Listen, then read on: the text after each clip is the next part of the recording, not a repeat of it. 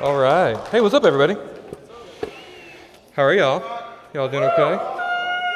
It's funny, I was looking at some of y'all, and some of y'all were like, "You're not Desi. Hold on a second." Yeah, surprise, it's me. I'm Brock. For those of you that know me, what's up? It's good to see all of y'all again. For some of you that may not know me, hi, my name is Brock. I'm one of the middle school pastors. And speaking of middle school, we wanted to kind of take you on a little bit of a trip back. Some of you it was last year, some of you it was 5 years ago. But here in Pastor Swap, we want to talk a little bit about our faith, the journey in our faith, and what it looked like before and where we are now. Now, to get us started, I'm not going to share any embarrassing stories about y'all that I've seen from like Crave Raves and some of the other things. Y'all know who I'm talking about.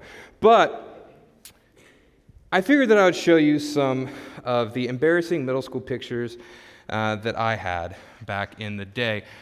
Here are just a few of them. Yeah, I know. See, okay. Stop. Anyway, but no, so seriously, on the far right, I was in drumline. I played the quads and had a great time with that. I love drumline. Music is one of my favorite things in the whole world, and so as you can tell, I was totally paying attention to what I needed to. I probably wasn't. But in the middle, I've got my choir uniform on.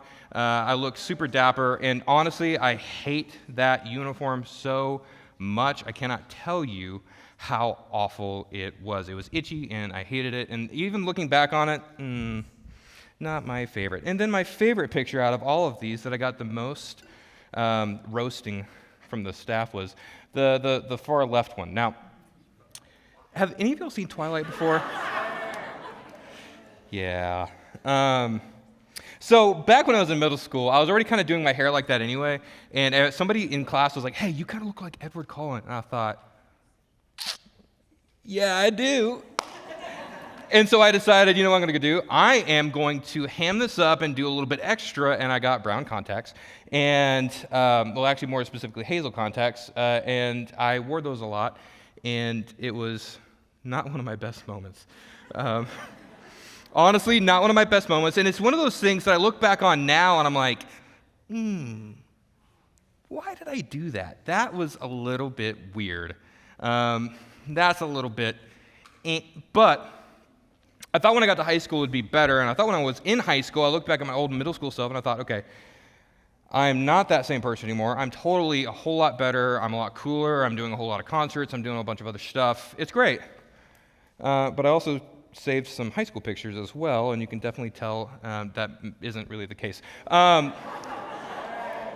So I had an axe. I don't know. I see some of you with your phones out, Harrison Shaw. I don't know. It was Lumberjack Day. I don't know what to tell you. I just thought it was a good idea. That and a beanie. Whatever. The middle picture, though, still one of my favorites. Middle picture, still one of my favorites. Looking very, deep in thought. I don't know. I just wanted to get out of there. And then the dogs are out on the far right one.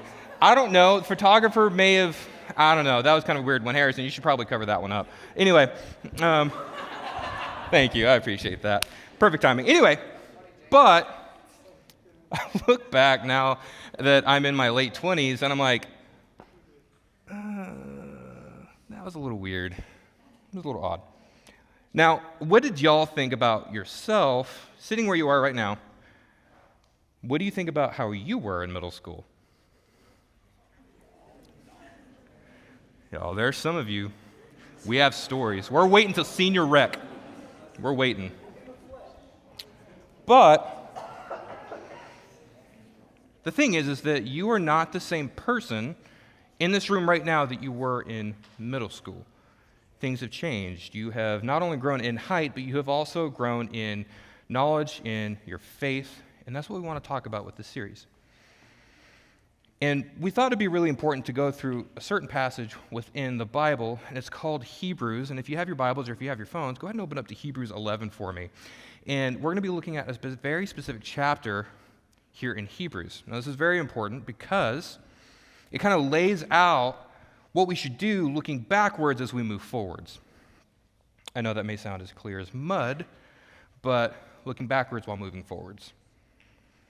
So here in Hebrews 11, verse 1, it's actually one of my favorite verses. It says, faith is the reality of what we hope for and the proof of what we don't see. Faith is the reality of the hope that we have for what our future is going to look like, the things that we want, the things that we're hoping we get, the places that we hope we really get to go. Our faith is the reality and the proof of what we cannot see. Have y'all heard of the phrase walk by faith and not by sight? It's kind of talking about this thing of like, okay, I don't know where I'm going. I don't really know what this looks like in front of me, but we're going to make it work. We're going to figure it out, and we're just going to go with it. This reminds me of when I was in middle school and I was trying to figure out what I wanted to do with high school and everything else. I know that some of y'all had these same choices to make. But in middle school, I decided I wanted to be in band, I wanted to be in drumline, I wanted to be in choir, I wanted to be in theater. I was just this really big music kid. And I thought, okay, this is what I'm going to do, and I'm going to go through my high school career doing this, and I get to do this in college. But it was my sophomore year of high school, and I realized, I have a bunch of electives that I have to take. Y'all have to take electives too, right? I'm not alone in this, right? Y'all know what it's like. I have a bunch of electives that I have to take, and now I have to choose between the two loves that I have, drumline or choir. But I knew that one way or the other, either choice was going to end up taking me down that college route and figuring out what I was going to do with my life. And at that point, I made the hardest choice I'd ever made, which was choosing choir. And some of you may be wondering, it's like, okay, choir, that's kind of a weird choice, but all right, stay with me. I promise it'll make sense. Because at that time, I didn't know what I was going to do when I got to college. I just knew that I could get to college by singing. When I got to college, I ended up being able to go and travel all over the world. I got to go sing in the Vatican during Sunday Mass. I got to go and perform with Andrea Bocelli. And I know that a lot of you probably don't even know who that is. Who knows, like, Kim Kardashian and Kanye West? Yeah, Andrea Bocelli performed at their wedding. So kind of like in proxy, it's kind of like I performed for Kanye and Kim, beside the point. But I didn't realize when I was sitting in your chairs and in your position that that's where my life was going to turn out. But we see this in the Bible as well. As we continue through this chapter in verse 7, it gives us account after account after account of all the things that have happened in the Old Testament and the things that people did with their faith. It says in verse 7, by faith, Noah responded with godly fear when he was warned about events he hadn't seen yet.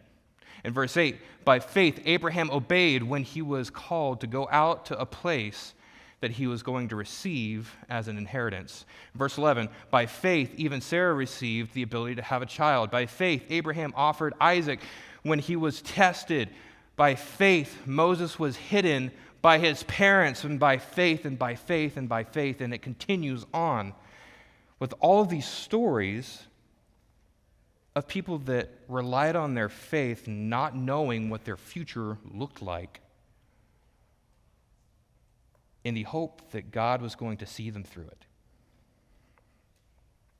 I asked you a second ago if you were the same person as you were in middle school, and we already kind of decided, no, you're not. But something that's very, very important is I want us to kind of look at, okay, well, where have I gone in my life? What is the roadmap? What does it look like? Where have I been? Where am I now? And I have a map, and we're going to take it even further back, past middle school to Dora the Explorer. We all grew up with that, I think. A number of us did. I heard somebody go, ugh. But I'm the map, right? See, here's the thing. Here's the really important thing. I want you to focus in on this map because there's something very vital here. Now, some of you may be where the stop sign is, right, at the very, very beginning, and you're not really sure where to go. You're not really sure what your high school career is going to look like. You really don't know what you want to do with your life yet. You're trying to figure out who you are and what your faith is and what you believe. Now, some of you may have come over here to where like the star is on top of this kind of Christmas tree-looking mountain. And some of you have gotten some really good test scores and you're feeling really good and you got into that friend group that you really, really hoped that you'd get into. Some of you got on to the football team or the baseball team or you got on to the dance team and you're really, really excited. But then some of you actually may be over here on the left side where that pirate ship is and you may be out partying, you may be drinking, and you're really not sure why or what's going on or how to get away from it, and you maybe feel like you're stuck. You're fighting with your friends, you're fighting with your family, and you just can't get out of it. And some of you may be over on the right side there where the temple is, at the very top, seeing all the really awesome things that you've done so far, all the straight A's and your GPA and the championships that you've won. Some of you may be over there on top of that hilltop, tired, exhausted, ready for a break because school is just really, really busy and you feel like you just can't catch your breath.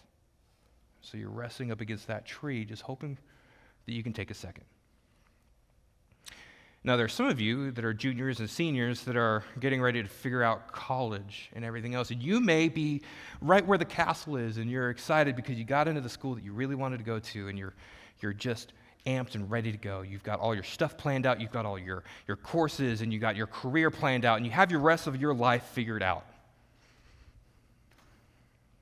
The important thing is that from each one of those places, there is a road that leads forward.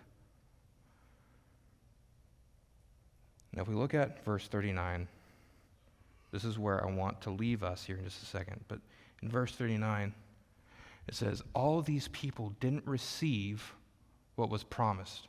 And what this is talking about is, at this time, everybody in the Old Testament was waiting for the Messiah to come. They were waiting for the Messiah to show up. They were waiting for Jesus, and it hadn't happened yet. They were waiting, but they had faith, and they had faith that God was going to provide and God was going to be with them as they continued through their life.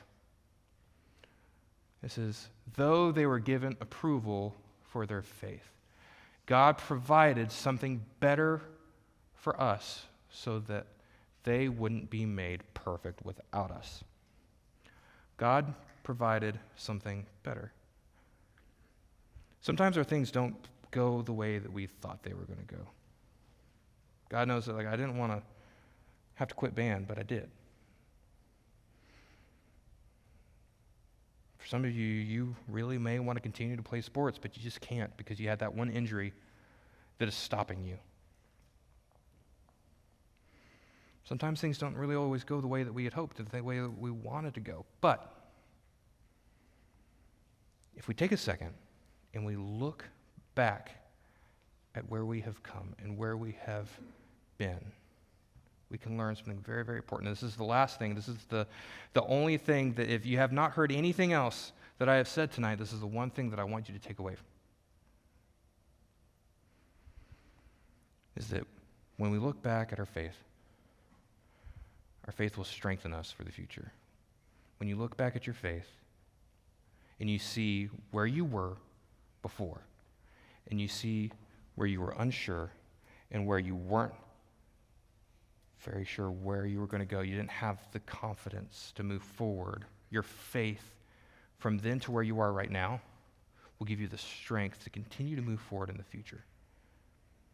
Because even though sometimes things may not go the way you want to, sometimes they do. Our plans are nothing compared to what God has for us. So what I want us to do here in a few minutes is I want us to go into our small groups and I want us to talk about what does that mean for us?